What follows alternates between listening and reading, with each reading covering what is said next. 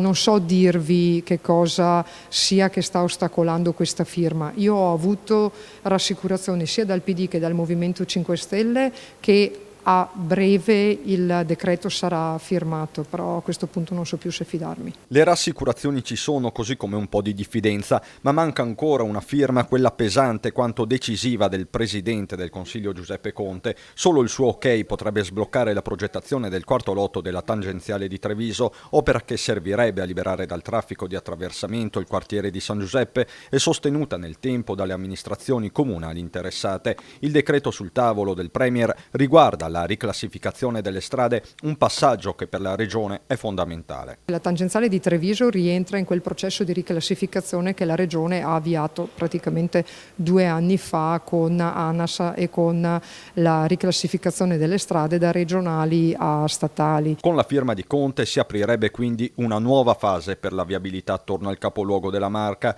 opera definita prioritaria dallo stesso sindaco di Treviso. Nel momento in cui lo avrà firmato, la strada passerà ad ANAS e ci sarà la possibilità di inserirlo nei futuri contratti di programma, prevedendolo come un investimento che ANAS dovrà fare in Veneto. Se anche lì aspettiamo il Presidente Conte.